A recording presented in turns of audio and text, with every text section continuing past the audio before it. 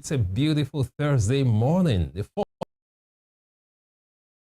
Thank you for joining us once again on Morning Spring. This is Western Spring Television. Emeka Daniel is my name. And here on this program, every weekday we bring you critical analysis. Before then, we start with newspaper reviews, the newspaper headlines. We take a look at news making the rounds across the nation. And then, of course, we dive into critical conversations with stakeholders. And we say it as it is. And that is exactly what we do here every weekday from Monday to Friday. This is Morning Spring on Western Spring Television. Thank you once again for joining us. And of course, I remain your host, Emeka Daniel. This morning, I have a pretty lady beside me, pretty woman beside me. I'm sure you won't be guessing who would that be.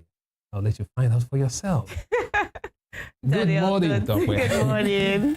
How are you? I'm very well, thank you. How are you? Oh, great. You look good. Thank you. For a cold morning. You look better. Thank you. Thank you very much for having me. Thank you for making a return with us this morning, dear viewer. Thank you for always keeping face with us on this amazing television channel, Western Spring Television. This is where we bring you headlines, details of stories making the rounds in our local vicinity right here and in the world at large, and to bring you quality analysis, very, very quality analysis on controversial topics and other topics right here. That's what we do for you through the mouths of our analysts this morning. My name is Temitope Ajijola. It's a beautiful morning. It's a cold morning. I hope you're cheered for the day and you have your coffee right beside you. Do you have yours? Do you have your coffee? I took. Oh, so I'm the only one left, okay? I took the papers and the coffee.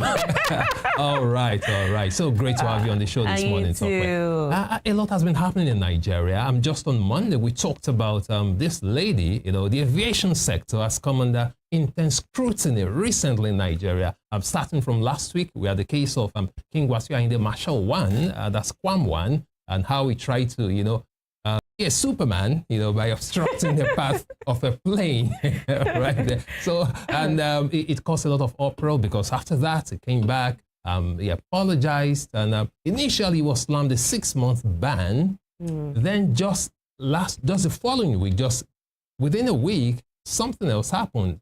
A lady, Comfort Emansin on Ibom Air, now known as Kwam 2, jokingly referred to her as Kwam 2 since we have Kwam 1, she's Kwam 2. She also had an altercation with, airport security, and she was practically dragged down from the plane. So we talked about that here on Monday. We had a lawyer join us, Barrister Cheta Mwala, who said, no, it shouldn't be so, that this is a case of, selective justice. Why are you slamming, one person got just a 6-month ban, and someone else who also caused an infringement at the airport was immediately prosecuted. Rushed to court and remanded at Kirikiri. He said, no, we do wonders in Nigeria, that whenever we want to do something, we can actually do it. So we talked about that here on Monday, and quite interesting. But there's been a new development. Apparently, the government, they are listening, they are watching. So yesterday, Festus Keyamo, that's the Minister of Aviation, actually came out with an explanation saying this is why they did what they did. To start with, they reduced the ban on Kwam 1 to 1 month. And also the pilots, so the pilots and the co-pilot, the captain and the pilots, they also got their suspension reduced to 1 month as well. Then something else, something interesting that a lot of Nigerians, immediately they announced it.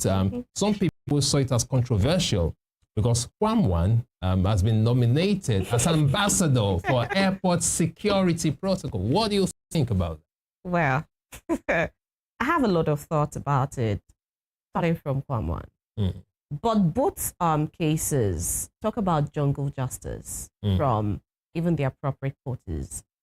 First things first, these are civilians, I would say, because for me, when you're a pilot, when you're in all of those sectors, aviation, marines, and all of those, I believe that you have a code of conduct. I believe that you have rules, set guidelines. I believe that you're professionals, just like we are as broadcasters. You cannot allow yourself to move towards sensationalism. Investigations first. Absolutely. how well, I mean, this was different. Probably, I mean, a little bit of investigation went on. But for the lady, it was different. And, well, let me start with this.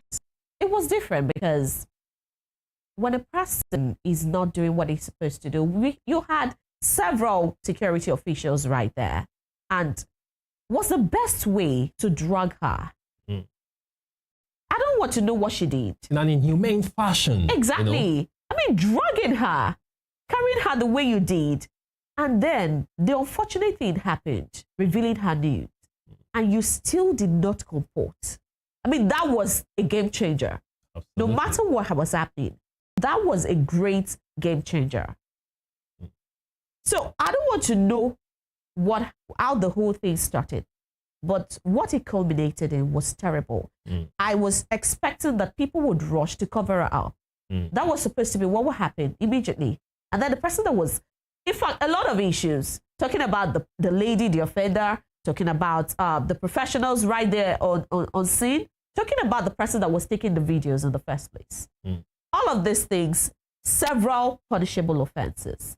But then, slamming her with a lifetime ban, I mean, it's unheard of, but I'm glad that was recalled and all of that. But in Nigeria, it's not only our citizens who carry out jungle justice. Even our security officials do. And that's what I believe. At the end of the day, thank God, we have a different a different outcome now, and there things are. But let's also talk about the ambassadorial issues. So here's the terrible. thing. Those are distractions, like people would call it. But you know what, Tokwe, here's the thing. So I think there's actually a silver lining here. So talking about Kwamwan, starting with Kwamwan, so the minister said, fine, he did something wrong. He came out, he became repentant. So they decided to nominate him as, ambassador for airport security. He said it is done globally. It's a form of penance, okay? Like a form of community service penalty to say, okay, when people do wrong, especially celebrities, you can actually use them as a model, okay? Just to correct that wrong in the society. And he also made it clear that, he won't be paid because Nigerians, when they hear ambassador, so the first thing that comes to mind, he'll be getting all the, benefits, getting all the, what do you call it? Different things, paraphernalia that come with that office. But Professor Campbell said it is voluntary. He won't be paid for it. So it's just a form of penance. So Nigerians should relax. It's not as if they are rewarding Kwamwan. And then again, what is good for the goose is good for the gander. So the interesting part is that the police actually withdrew the charges against Comfort Emanson, 5-count charge. I mean, because they were just too hasty in that prosecution. Exactly. They were just too hasty. No investigation. That was a hasty process. So the police withdrew the charges. She has been freed. And again, Festus Kemu said, airline operators of Nigeria are actually considering making Comfort Emanson an ambassador as well, just to balance the equation. Ambassador for good passenger behavior. So that's a good one, don't you think? No, I don't think it's a good one. I think it's absurd. And I think that it's promoting bad behavior as well. If you want people to really, really show their penance, remorse, and you want them to pay penance, you ask them to be, well, that's what it is, though. It's more like calling them ambassadors, but you won't call them ambassadors. You just ask them to make sure that they are spreading the good word about good behavior and not glamorize and all of it. that. Exactly my point. Yeah, that's what I wanted to say. So that's what it's supposed to be about. And at the same time, I saw a place after the release of Comfort where she was saying she was in pains and all of that. I saw that news story. It was just the headline that she was in pains. I think that was supposed to be the first point of call. When you've handled a person, a human, that much, I think that the next best thing is to take her for medical care. And that is not being said at all. It's just to, that's the lack of empathy towards our fellow humans in Nigeria, because you criminalize, or you tend to make suspects criminals already, or to, the way the whole thing was hasty and making her a criminal already, and you feel that criminals are not entitled to medical care. They're not entitled to good care and proper treatment. Proper treatment. Thank you, and all of that. So I think that was wrong, and I think that Nigerian government should take it up, take care of her medically, because yes, maybe not Nigerian government, maybe the aviation, the SEAA, or the Ibom Air Flyer, they should take it up and all of that. So it goes both ways. I think that if the counts or the charges are being dropped, she should be taken care of. Absolutely. So much drama right there. And people will say it's just because of Kwam because people raise eyebrows. Also talking about the fact that these things could have been made up, Kwam today, another person, probably because they wanted to negate that of Kwam. People are talking about it. Oh, really? People are not being carried away again with the way we do all this, throw this drama and then there's a follow-up of another drama. It's suspicious, actually. Within, I think, a week interval. It's really suspicious. And it's if it is what the people are saying, it's not well carried out. Absolutely. They want to distract the people, give them something good, reasonable. Nigerians are way beyond. Exactly. We are smarter than that. Exactly. We're smarter now. Exactly. We're getting smart. Before we weren't. But yes. Well, let's just hope we do not get to see a Kwam 3. Oh, would you like to be Kwam 3? Never. Absolutely. Oh, thank you so much once again for joining us. We'll take a quick break now. When we return, we'll dive straight into the front pages of the newspapers. Stay with us.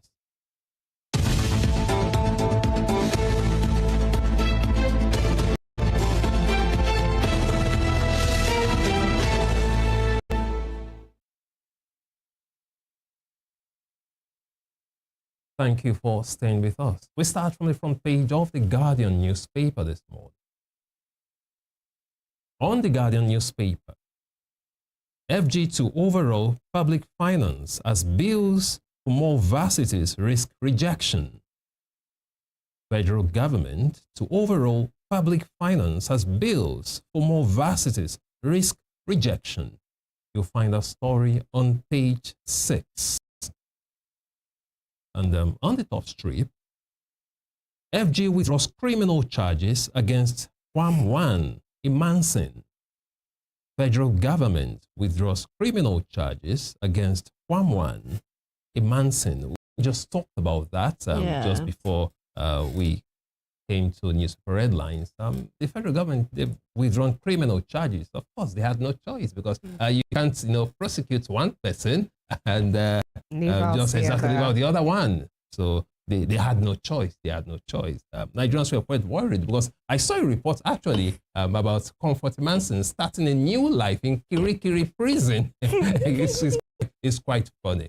So there is no way Nigerians would have kept quiet when you had, two infringements and very separate, very different treatments. Yes, so and when you find that some other people in power or people who are high stakeholders are also going to be caught up in a loop. You find Nigerian governments, governments at every level, you find them scampering, looking for ways out. And I think that's what played out in the case of Imansin. If she was going to be caught up, with charges, it was going to affect the Ibom Air as well. It was going to affect major stakeholders, and it was going to bounce back on Kwam as well. Absolutely. So it's either Kwam goes down with Imansin or you release Imansin and they all stay out. Absolutely. Quite interesting drama playing out in Nigeria. Don't you love Nigeria? I do. Absolutely. Away from that, still on the front page of the Guardian newspaper this morning. FEC orders ministers to forward list of projects for scrutiny. Federal Executive Council orders ministers to forward list of projects for scrutiny. Find a story on page 3. And beside that, US approves $346 million arms sale to Nigeria. US approves $346 million arms sale to Nigeria. You find a story on page 2. I guess Nigeria is trying to beef up security. We've been having cases of insecurity in Nigeria, banditry, terrorist attacks here and there. especially in the north, north central, Benue, Plateau, and of course places like Zamfara, Katsina, and so on. So thankfully, we will be getting, our military will be getting more equipment to deal with the insecurity in the nation. Away from that, still on the front page of the Guardian newspaper this morning, Reps probe alleged diversion of 1.06 trillion naira COVID-19 recovery funds. Reps probe alleged diversion of 1.06 trillion naira COVID-19 recovery funds. You'll find that on page 3. Ukachukwu stakeholders place Soludo over visits to Tinubu. Ukachukwu stakeholders place Soludo over visits to Tinubu. You find a story on page 8. Recall that the governor of Anambra State, Charles Chukwuma Soludo, paid Mr. President a visit, and it was actually done in a cap. That cap had the logo of Mr. President, exactly. And some people have been, speaking against that. He's a politician. He's free to wear anything he likes, and we all know why he's doing that. He's just, seeking support from Mr. President. He's an app guy. He has already supported the president for 2027, which is a trend we've been seeing here in Nigeria. Especially with the present administration. But then, as much as I would agree with what you said, I also think that he's accountable to his constituents, to his citizens in Anambra. If people have put a lot of faith in you, they expect you to stay to a cause. And that's to be faithful to the people of APGA and the party members and people who voted you on that platform and nothing else. Yeah, but unfortunately, we're not saying that. We're not saying that in this particular administration. I mean, this is the first time we're saying something like that, where people are cross-carpeting, so to speak. You're in a particular party and you're giving your stamp to another party's candidate. I think it's a new trend. I don't want to know. I mean, some people call it absurd. Some people call it. It is really. It means they don't stand for anything, or they don't have political ideologies. But how can you belong to a party? You are even a governor, and you are supporting, another party for president. I also talked about it on this show some time ago. Even here in Osun State, where we have a PDP governor, Governor Ademola Adeleke, who's a PDP, pledging support for APC at the center. And I asked that question, that pertinent question. So what if the PDP now brings forward, a candidate for presidency, and you are here supporting another party for presidency? That's working against your own party. It's not looking good at all. It's not looking good. We should condemn it when it's not looking good. And it is what it is. Away from that, moving on to other stories, still on the front page of the Guardian newspaper this morning. And right there, at the middle of the page, you can see pictures of leaders. Atiku right there. Is that Atiku? Akpabio, Mr. President, and some other individuals. No, Atiku isn't there. Okay, that's not Atiku. Okay, that's true. Let me zoom in. All right, that's not. Well, that's Akpabio, that's Tinubu, and that's some other individual. Yeah. Don't let me implicate an innocent individual. Away from that, still on the front page of the Guardian newspaper this morning. ADC slows down 2027 strategy talks over alleged moles. EFCC raids. ADC slows down 2027 strategy talks over alleged moles. EFCC raids. You find the story on page 6. Recall that the EFCC arrested Tambuwal. He's been granted bail anyway, but the ADC are crying foul, saying the government is simply using institutions as weapons against opposition in Nigeria. Quite unfortunate. Away from that, INEC to deploy 2,062 officials, 574 BVAS machines for by-elections in Ibadan. INEC to deploy 2,062 officials, 574 BVAS machines for by-elections in Ibadan. You find the story on page 8. By the way, BVAS is the bimodal voter accreditation system, technology being used for elections in Nigeria. Many people will say this is a step in the right direction, but many other people, I mean, the majority of the citizenry would say that because of the past incidences, talking about beavers, it was supposed to be one of the best things that happened to our voter, accreditation and then the whole electoral system. But right now, because of the advent of several other discrepancies in the electoral system, with the elections and all of that, people are losing faith that even no matter how many beavers you deploy, we'll still have the same story over and over again. Glitches. Exactly. Glitches. Talking about what is on the IREV, talking about what is on beavers, and all of the other things. Several issues. There will be glitches. There will be hacking. There will be a lot of issues around that. So there will be hijacking too of a lot of things, a lot of issues. So yes, this might be a step in the right direction. But then, right in Oshun here, we're having our resident electoral commissioner talking about the fact that we're going to have votes will count. So I'm expecting that that's what every other resident electoral commissioners will say. That's what the whole of the electoral, but the INEC would say. We're expecting that as much as you say these things, you should back it up with a good electoral system. That is what Nigerians want. That's what they want to see, not the assurances of more machines being deployed. They want the machines to actually do the jobs that they were deployed for. Matters. Exactly. All right. Away from that, MDAs, it's on the front page of the Guardian newspaper this morning.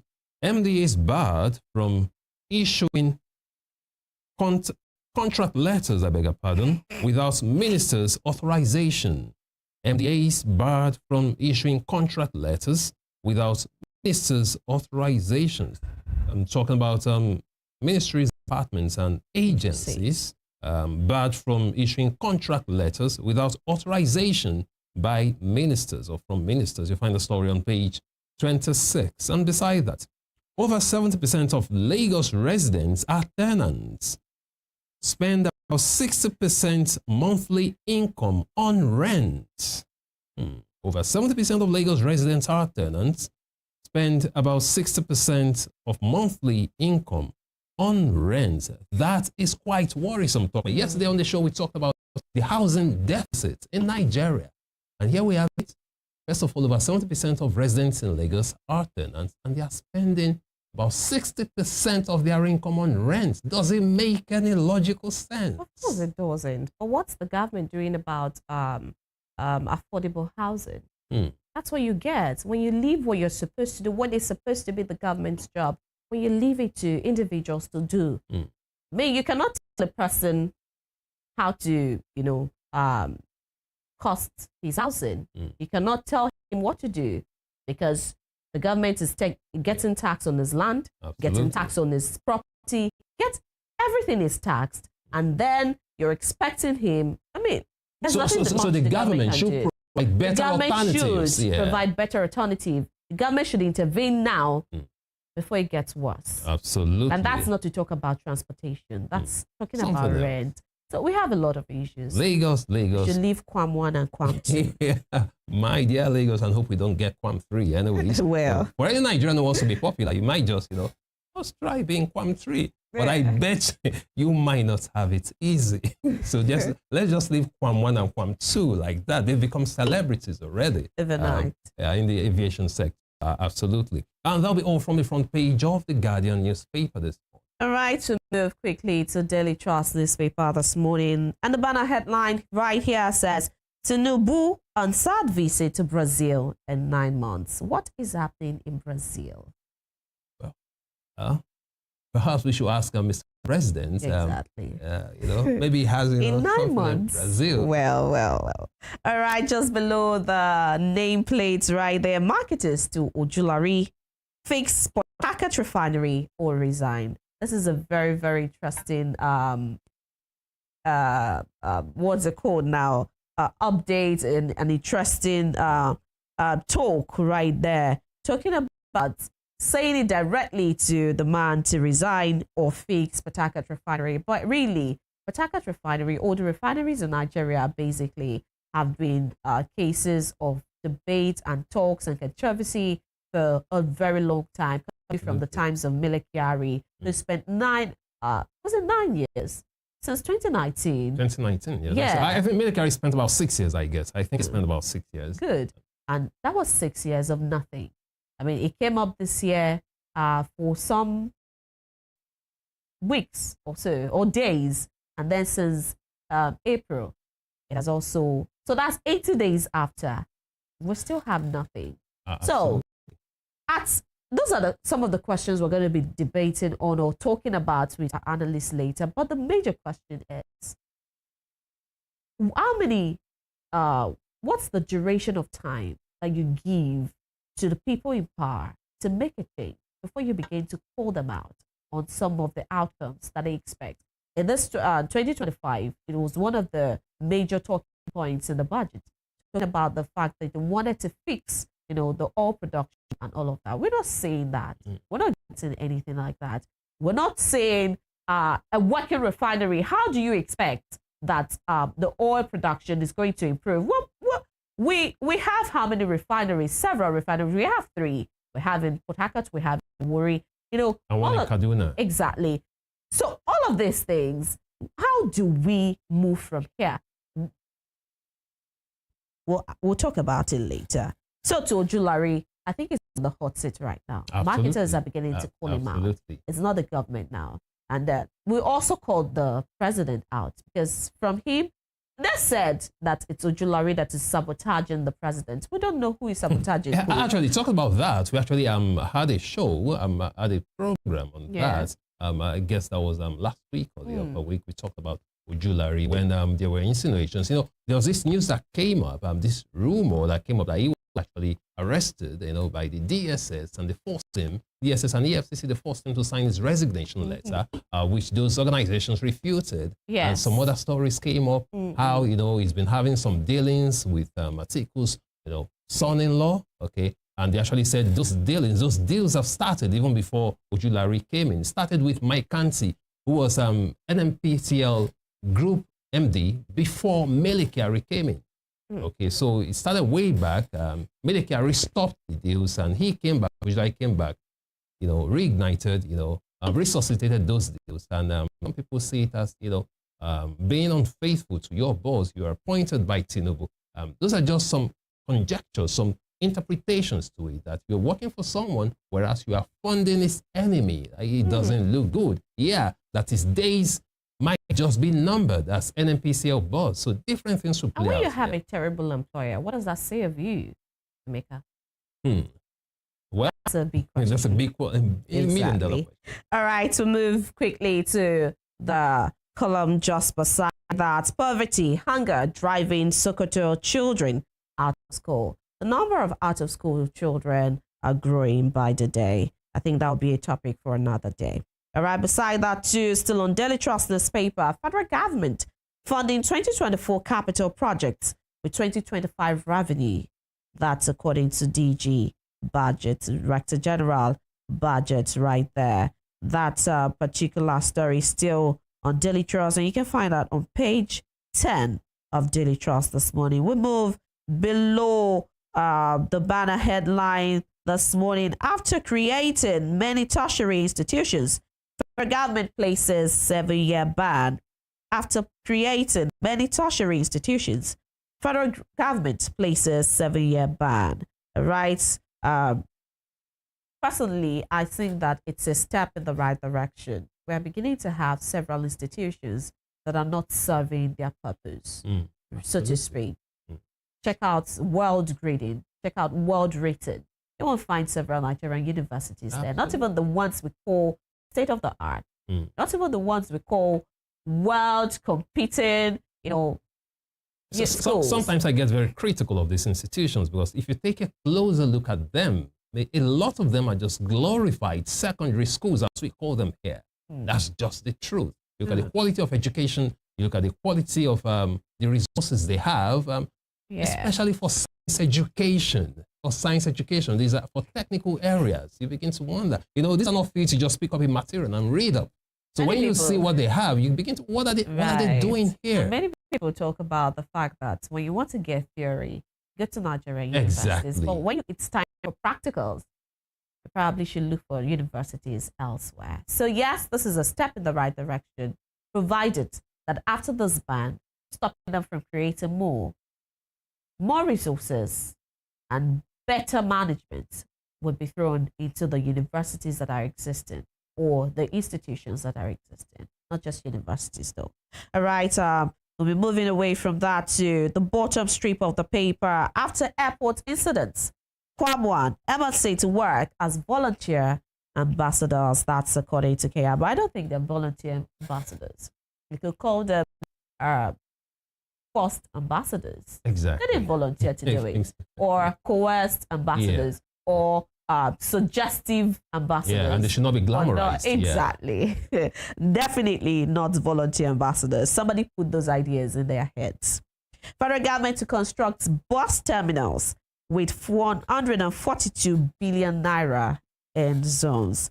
Federal government to construct bus terminals with 142 billion naira in zones in some years.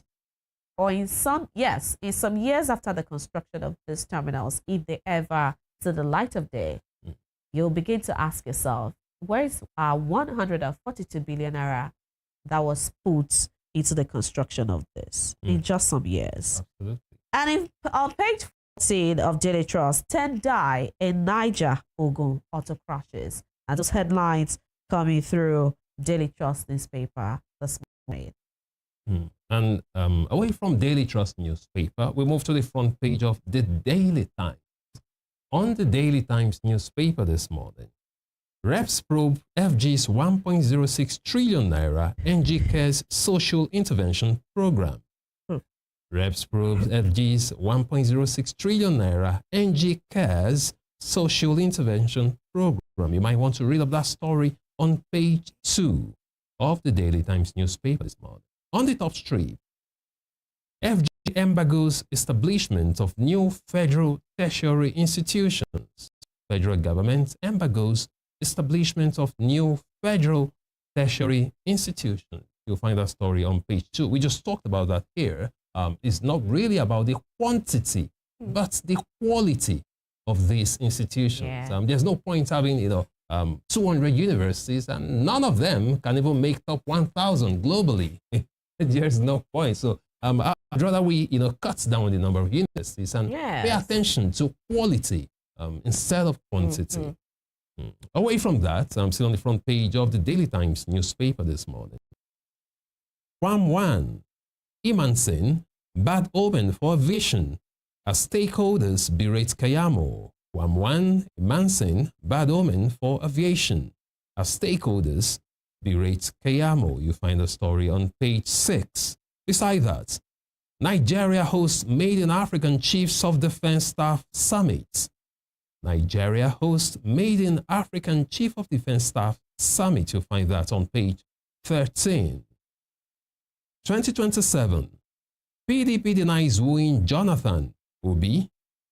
2027, PDP denies wooing Jonathan Obi. You find the story on page 5. We actually had that topic on this program a couple of, that should be last week, So why is the PDP denying wooing them? Who is wooing who? Because we had reports of PDP, wooing Jonathan. We spoke to an analyst, Dr. Kachan Onuju, who said he was actually part of the, entourage that even went to visit former President Olusegun Obasanjo, that they are in talks with Jonathan.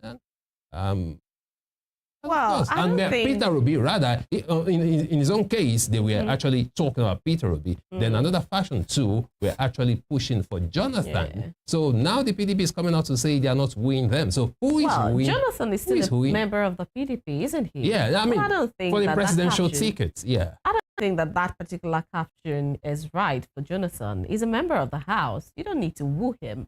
But for Obi, well, yeah, who is an LP? Yes, it would be a lot of wooing because they had their chances, and they misused it, so to speak. And talking about political affairs now, they had their chances with him, they lost it. Well, if there is any way to be done, they should do it hard.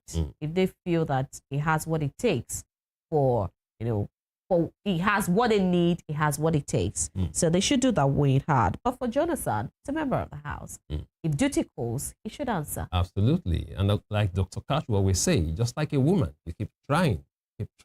And that's what he says. Yeah. Away from that, finally from the front page of the Daily Times newspaper this morning.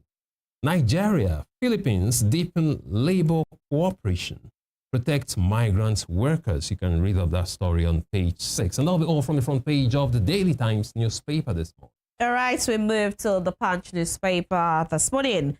And the banner headline says, 2027 presidency. PDP unveils zoning panel. The spouse Jonathan Obi talk. The riders, PDP eyes new aspirants. APC marks opposition, predicts the defeat for 2027 candidates. All right, I take that again. PDP eyes new aspirants. APC marks opposition, predicts defeat for 2027 candidates. Well, a person that feels he's beating another person at his own game will probably be mocking. But then at the end of the day, sometimes everything you see is not as it is. Absolutely. Yeah. There might just be a game changer down the line. And I think it's also a smart move from one of the papers that we read where ADC said they were slowing down talks and they are, for the fear of moles. I always knew that was going to happen. It's a new party. Other parties will send moles. Yeah, people will defect just to go and, be the spoiler in the broth. But right here, I also think that the APC should not be quick to mock their position. Yeah. Yes. ADC will be a new party in terms of coalition. Yes. But they've been around. Exactly. ADC, Professor Patutomi was presidential candidate in 2007. So we'll have new people under that particular coalition. Absolutely. So there will be new, so to speak. There will be new under one umbrella body. Absolutely. And so you find people coming from left, right, and center wanting to come there. And not all of them have the same intentions. Some are there for progress. Some are there to disrupt the progress of the party. But then my own take is APC should not be quick to rejoice. It's still early in the game. They always say a day is enough to change things in politics. All right, so the top strip just above the nameplate, Obasanjo Library accuses EFCC of targeting ex-president, demands 3.5 billion naira damages. That's on page 14 of the Punch newspaper. On page 20 of the Punch newspaper, Tinubu orders FIS Customs to review revenue deductions. Just beside that, on page 19, right there, 2025 budget. Ministries on dilemma as Accountants General suspends fund requests. Right there, that's according to Edo. All right, besides the nameplates, by-elections, INEC deploys 7,726 BVAS machines in Edo, Anambra, 10 states. That's on page 14. Well, this is giving a more detailed look now to the Anambra, to Soludo's visits to the president. And probably that's why there are several eyebrows right there. There's an election about to happen in Anambra. So there are consolidations and reconsolidations and all of that. So yes, I think that the eyebrow is coming. But it doesn't deter the administration. That's just it. Absolutely. What they will do, they will do. Let's go to the bottom strip of the paper. Failed distribution controversy. Dangote restores marketers amid mounting pressure. Failed distribution controversy. Dangote restores marketers amid mounting pressure. That's on page 20 of the paper. Page 19 says pilots split over Kwamwan's aviation ambassadorship.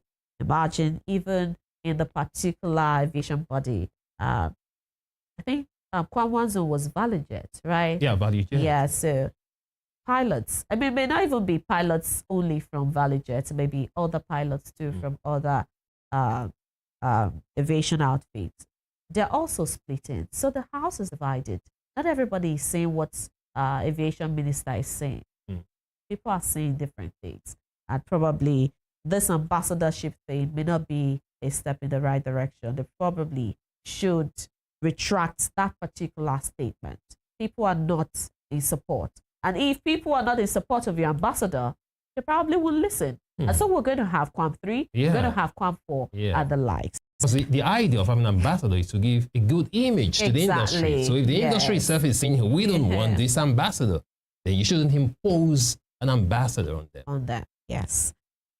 Page 2 has Mahmouda Terror Group leader captured in the chair, moved to Abuja. Mahmouda Terror Group leader captured in, Niger, moved to Abuja. That's on page 2. Well, that particular report right there on Punch newspaper. And that's all we have on Punch newspapers this morning. All right, that brings us to the end of newspaper review for this morning.